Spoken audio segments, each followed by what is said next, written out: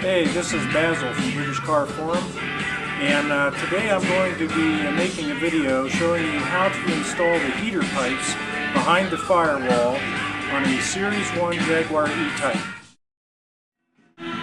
Okay, I've already installed the long pipe, the long water pipe that runs along the bottom of the firewall. At least I've partially installed it. I've got this end over here, but this pipe runs along here and comes out all the way across and comes out on this side. Now the other pipes, okay, we have a pipe that will fit behind the firewall and will basically transfer, come out of this hole, and it will come across and come out right here. This is the end that comes out of this hole right here. And then there is a vacuum hose, or vacuum line I should say, a pipe. You'll notice that there's two holes here, and then there's over here there's two holes also.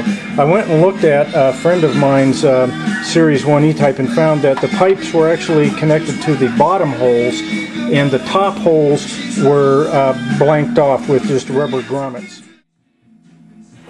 Okay, now I've already installed my replacement for this the longest of the three water pipes, but I'm going to show you how I did it because this was by far the most difficult one to get into position. Part of the problem is right here in the middle there's like a box or a reinforcement piece that blocks your ability to just put this in this hole and drop it straight down. So what you have to do, and make sure when you do this that you've got these flat ends pointing in the right direction, because if you don't then you have to pull the whole thing out and flip it over again. So once you're sure you've got it oriented correctly, what you need to do is you need to start and feed it in to this center hole, okay? And then on the other end over here you need to basically make the other end go up into a cavity that is right over here.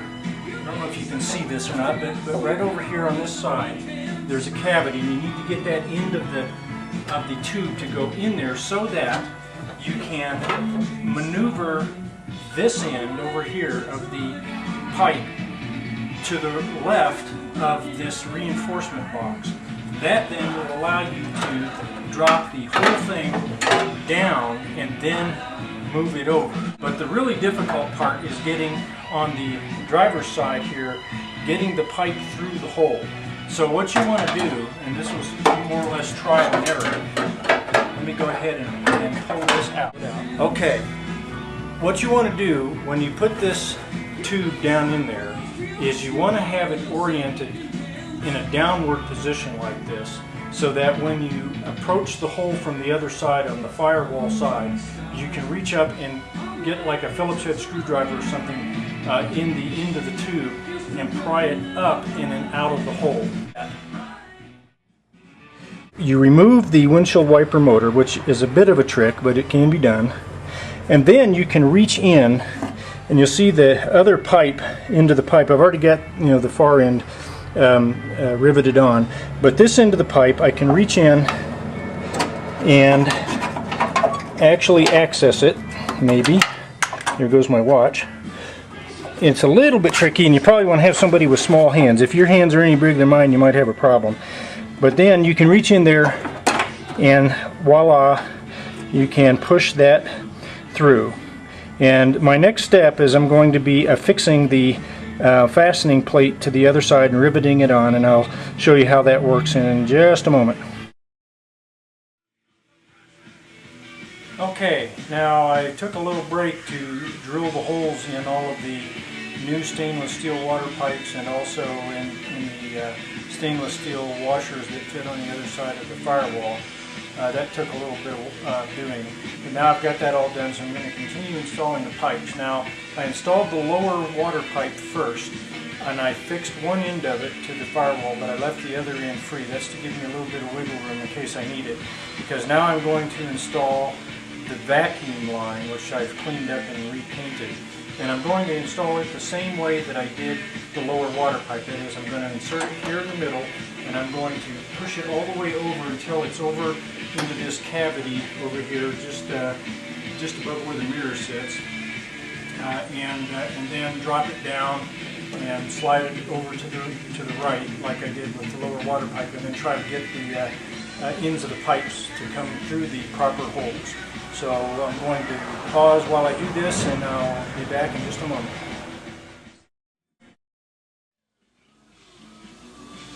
Okay, here I am sitting in the what will be where my engine goes on my E-Type. I've got the lower water pipe and the vacuum line in place, and I'm ready to rivet them to the firewall. But now I still have to rivet the other side right here. And then you can see the vacuum line popping out here and here. And I'm going to be riveting the plates on this side as well. Okay, I'm reaching in through this hole where the windshield wiper motor goes so that I can push forward on the right side of this lower water pipe, so that I can then go ahead and use my rivet gun and hopefully going to get this first rivet in and try to get the other two pretty much lined up with the holes before I pop the rivet. And then I'm going to squeeze it and put in the rivet.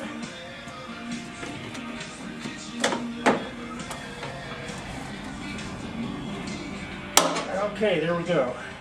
And now I'll just finish up here. I'll go ahead and pause while I finish the other rivets on the other pipes.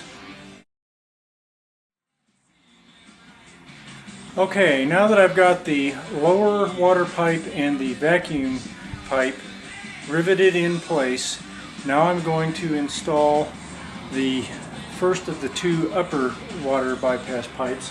I'm going to do the one that's bent first. It's going to basically protrude from this hole that's just to the right of the windshield wiper motor and this hole over here. Okay, I've got the upper bypass pipe installed, and one thing I do want to mention though is I did not get it installed from inside the dashboard kit. I actually fed it through here where the windshield wiper motor goes, and it was quite easy. Another thing that I said earlier that was not correct, it doesn't actually slope down, it actually slopes up and over the bulkhead piece that is attached to this engine mount here. So the pipe actually kind of goes up and over to the other side. So I think probably the easiest way to install it is to go ahead and put this pipe right through here where the windshield wiper motor goes. And now I'm going to rivet this one in place.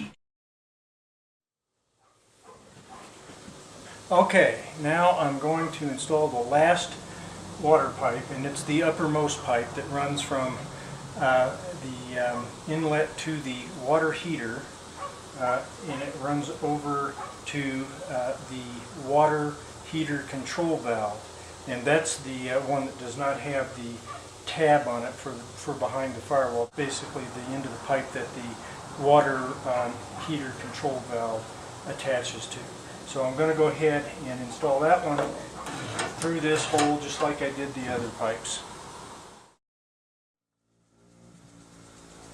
Okay, as you can see, I've managed to get the uppermost pipe, and it's actually the easiest one to install, and it's coming out of this hole here that's just above and to the left of where the heater box mounts, and then it comes out over here, so it's a slight downward tilt when it's mounted in there.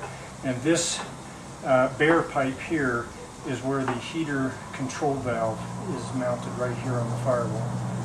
And I'm going to have to do the riveting of the face plates on the rest of these pipes for another day, because I ran out of the right size rivets, and I only have shorter ones left, and those aren't quite long enough to do the job. So hopefully if you are going to be doing this job anytime in the near future, this video will help you some.